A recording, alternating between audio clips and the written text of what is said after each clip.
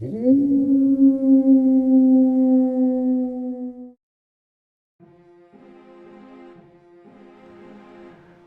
so, a while ago, a friend of mine sent me an intriguing URL saying, I suggest we do this sometime.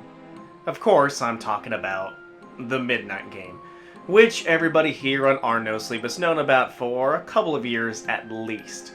If you're unfamiliar, here's a set of rules linked at the bottom.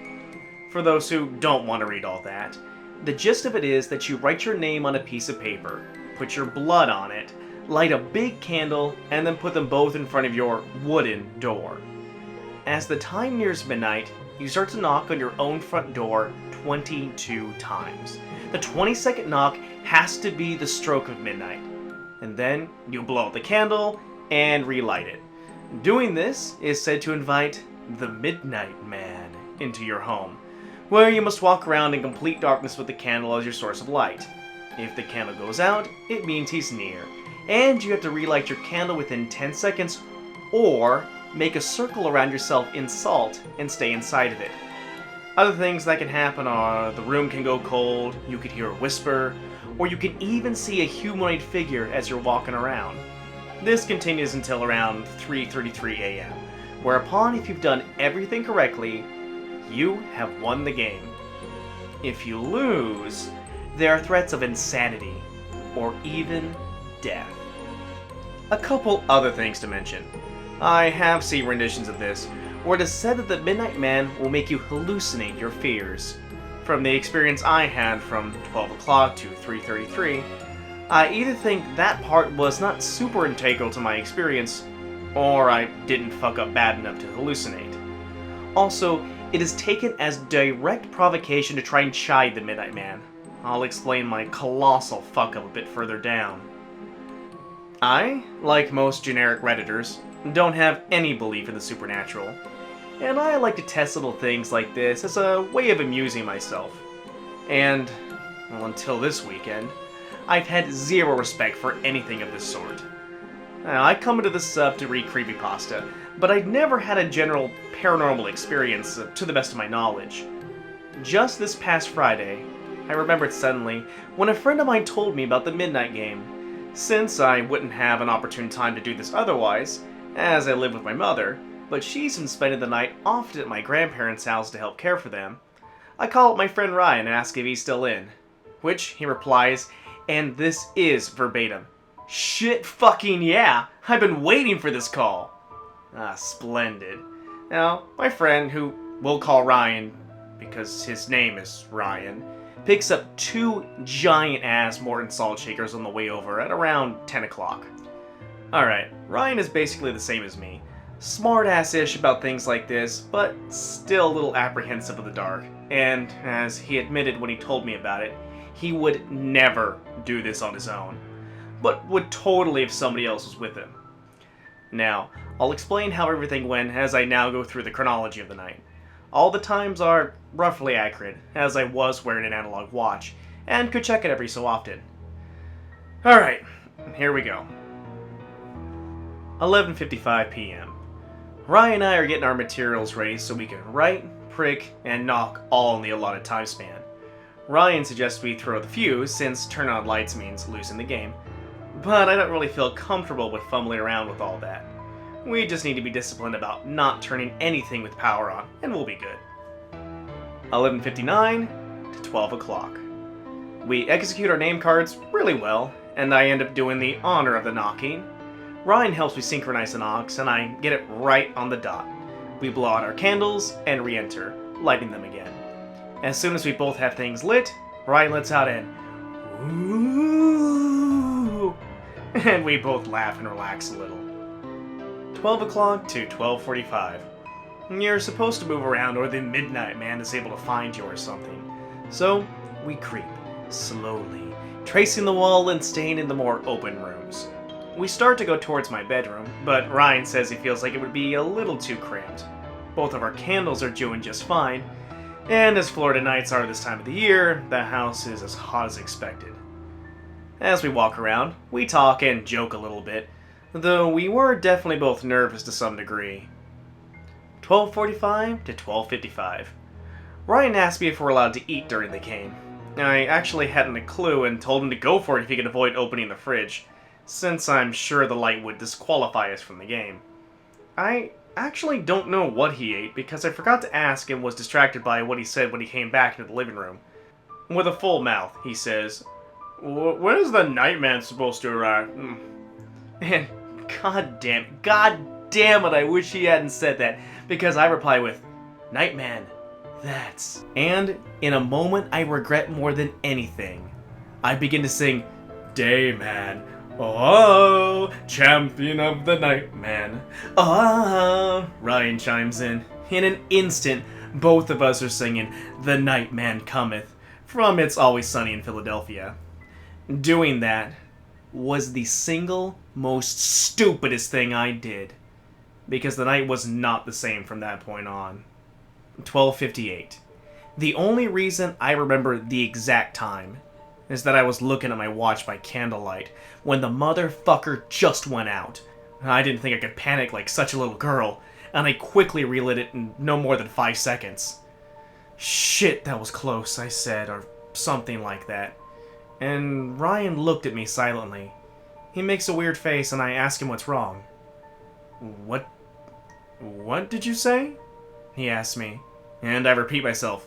I said, "Shit, that was close." And he waves his hand and says, No, I heard that. What did you start to say right after that?" Apparently, he had heard me whispering words immediately following what I'd said. We moved towards the bathroom in the hallway pretty quickly. 1:25. We've been walking around slowly, but with a bit more purpose than before. No more joking around, and not much talking between us except necessary communication. We both feel a little more humble than we had when we first started. We both start to go from my bedroom and towards my mom's room, and that's when I look to the right and into the hallway bathroom. And there's a fucking figure just standing in the tub, partly obscured by the drawn curtain. Our candles remained intact, so I grabbed Ryan's shirt firmly and speed walked towards the kitchen. Ryan didn't even ask me what was going on. Once we got to the far end of the kitchen, I asked him if he saw it too. He did. At this point, Ryan asks me if there is anything in the rules that lets you opt out of the game. He really didn't want to continue, but he was too scared to turn on the lights and find out what happened from there. So he continued with me. I don't know what I would have done if he'd left. 1:40. We're staying in the kitchen and garage area, going back and forth between them. And I'm basically holding my breath whenever we go through a threshold, since I just expect to see him there. Things seem to have calmed down a bit, until at around this time I realized something horrible. "Ryan," I ask, "where is the salt you bought?" I didn't ask him because I didn't know, but because I didn't want to have to say it. He answered just as I thought he would. "In your bedroom." Damn it, son of a whore! We talk it over a minute, and basically conclude that we absolutely need to get the salt if things go wrong. We start towards my room. 1:45. Even though the kitchen and the bedrooms are barely more than a 10-second sprint from one another, we didn't dare do that. Any quick motion is basically just begging for your candle to go out, and I can't help but feel like running would provoke him. We inched our way towards the hall, and finally, we had the same view of the bathroom that we had prior. I make myself look because I can't not look. If he's still there, I want to know. But nothing. I just see a dark bathroom and nothing but that.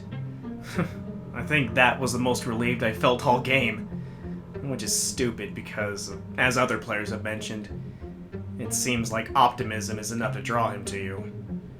I walk through the hallway and into my bedroom, and I can see the giant cylinders of salt sitting right in front of my computer monitor. As soon as I grab one of them, the room goes cold. Of all the fucking rooms in my house that never gets cold, it's my bedroom. My bedroom is the hottest in the house due to shitty insulation. And yet I suddenly have the urge to shiver. I turn around immediately, with a salt shaker in one hand and another under my arm. And the motherfucker 1:47. Two things immediately catch my eye. One, I don't see Ryan, who had been behind me up into the hallway to the bedroom. I do, however, see the glow of his candle coming from around the corner. I take a moment to wonder why he didn't come in to help me, since I only have one free hand due to the other grasping a candle. And then I get my fucking answer. Two, the subtlest, most disturbing bob of a head to my left, right over my bed. I swear to you all, there was a figure just sitting in the middle of my bed, and his head had just moved. Between the cold, the lack of Ryan near me, and now this man who is silently perched on my bed, I run straight out the door, and my candle miraculously staying lit. But I dropped the salt shaker that I had under my armpit, and I emerge with only one of them.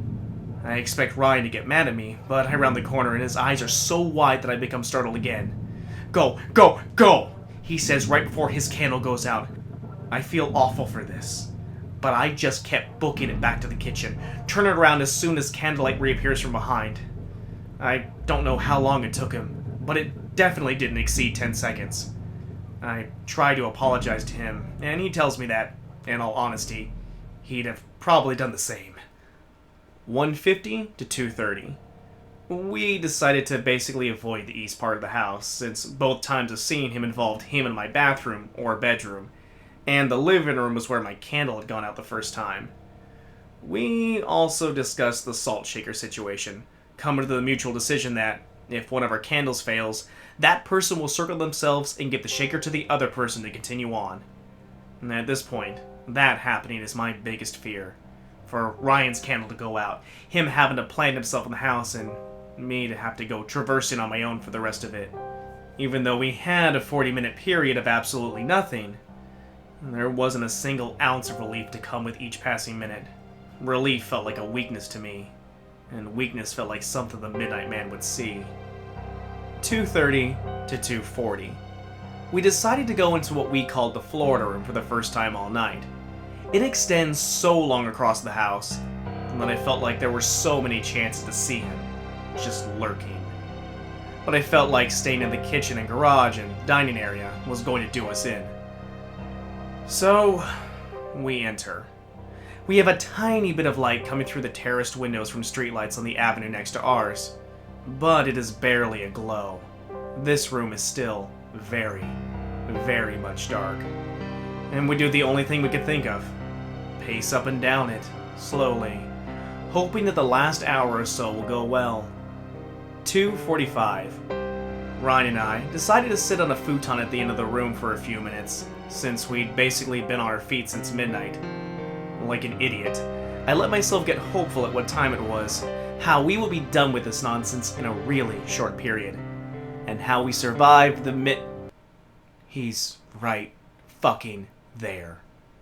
I look up and see the blinds parted just a smidgen. And before I even look up and see the darkened figure, I get off the bed and dart straight ahead. I run to about halfway through the room and, in the most terrifying second of my whole life, something comes crashing down on me.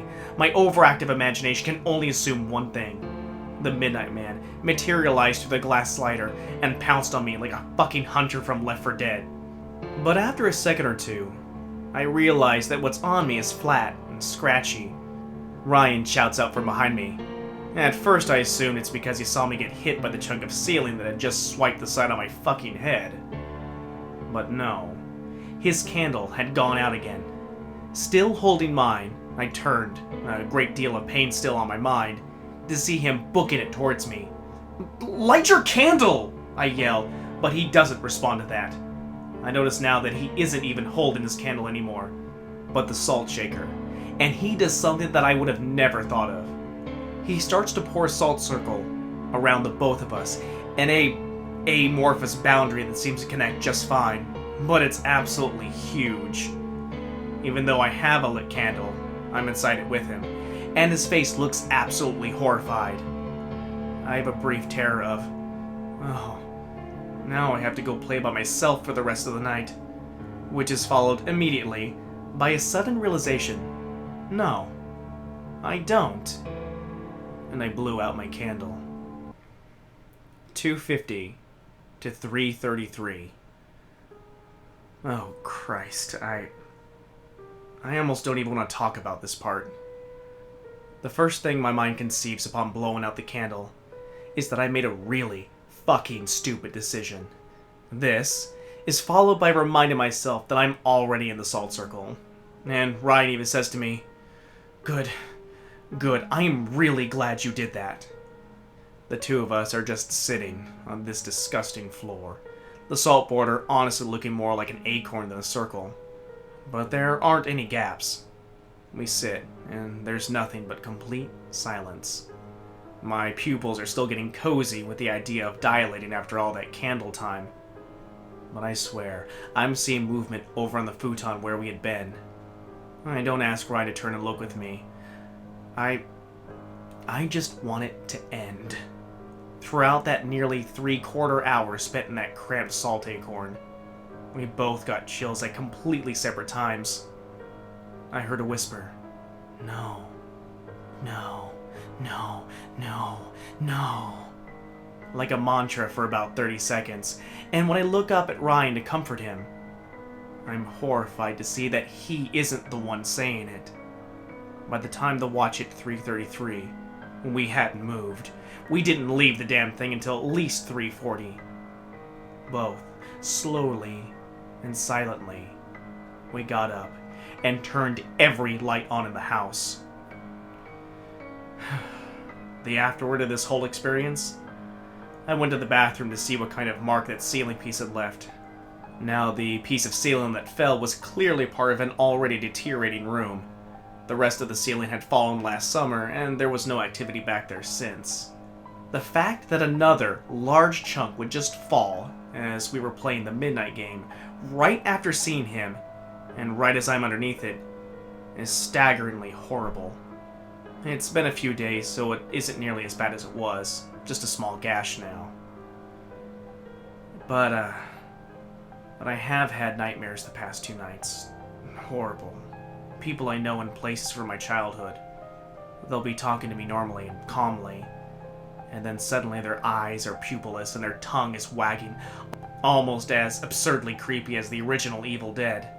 Only realistic in a way that I can't and won't describe.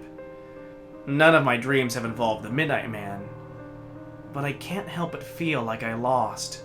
We shouldn't have shared the same salt circle, because that was never verified as workable in the rules. I shouldn't have blown out my fucking candle myself, even if I was in the circle.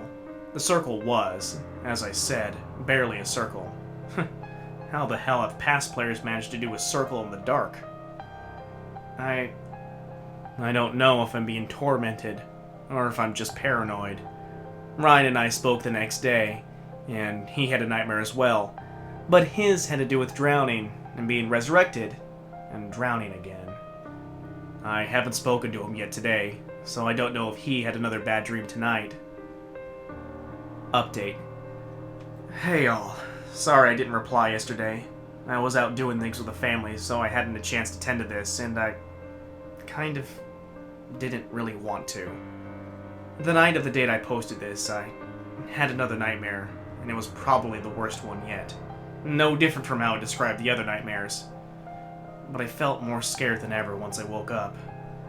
After spending all day coping with it, and talking to a few of my closest friends, I went to bed last night, and I didn't have any nightmares. I don't know for sure that it's all over, but simply not having a nightmare last night has me thinking that maybe I'm safe now. I want to thank each and every person who has commented and read this. I don't know what I would have done if I had balled it up all weekend. Anyway, well, too long didn't read? Don't play the midnight game. Nothing about it was worth it.